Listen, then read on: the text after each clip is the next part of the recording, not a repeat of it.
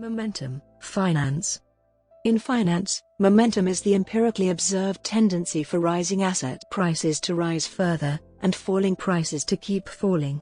For instance, it was shown that stocks with strong past performance continued to outperform stocks with poor past performance in the next period with an average excess return of about 1% per month.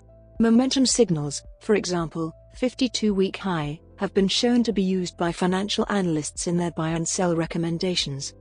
The existence of momentum is a market anomaly, which finance theory struggles to explain.